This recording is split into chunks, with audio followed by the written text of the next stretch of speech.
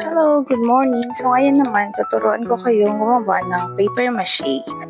Materials, dyaryo, tissue, glue, size 12 na lobo any color, paintbrush, poster paint or pintura kung anong kulay din ang gusto mo. At syempre, ang pinaka-importante, napakahabang pasensya.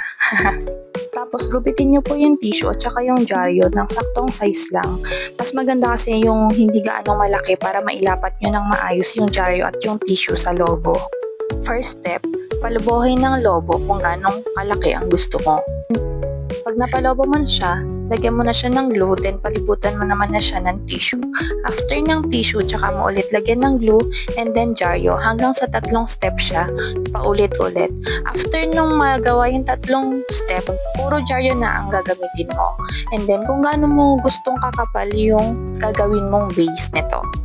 Kapag naka 5 na patong na po kayo ng dyaryo, pwede nyo na muna siyang i-stop, then paarawan para tumigas, then tsaka nyo ulit lagyan ulit ng panibagong layer.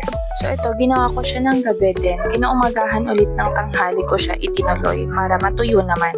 Ang ginamit kong glue is yung binili ko sa Orange App. Mas mura kasi siya compare sa ibang glue na medyo branded. So doon na lang ako bumili para mas tipid. Ilalagay ko na lang yung link dyan sa baba kung saan ko binili yung glue. Matrabaho talaga siya. So ilang gabi ko din tong pinagpuyatan. Natutulog ako nito 1 AM na siguro.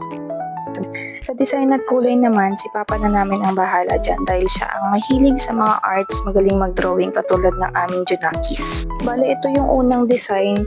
Hindi ko na kasi na-videohan yung pangalawang design. Binago niya kasi dyan kasi hindi daw maganda yung pagkakakulay niya. So kung nakikita nyo, meron pang isa sa katabi niya which is para sa pangalawang anak ko yon. Kasi dalawa silang grade 5 niyan at kailangan nila yan sa arts nila na performance task.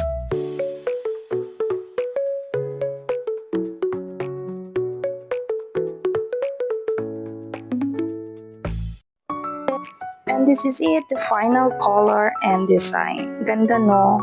Parang kala mo hindi galing sa dyaryo at lobo lang to ginawa. O diba? Ang ganda.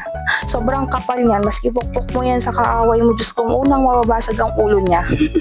Ang sabi kasi dito ng ano ko, kailangan daw kasi sobrang kapal at matigas siya kasi ipinupukpok daw ni teacher sa lamesa para malaman kung talagang matibay yung pagkakagawa. Hindi na rin to nakabalik, buti na lang talaga na picturean at na videohan ko kasi ang sabi ng anak ko, yung mga magaganda at matitibay daw is pinapaiwan daw ng teacher para daw meron silang ipapakitang example sa mga susunod pa nilang magiging estudyante. Buti na lang talaga nakuhanan ko ng video at saka ng pictures. And that's for today's video. Thank you for watching. Bye!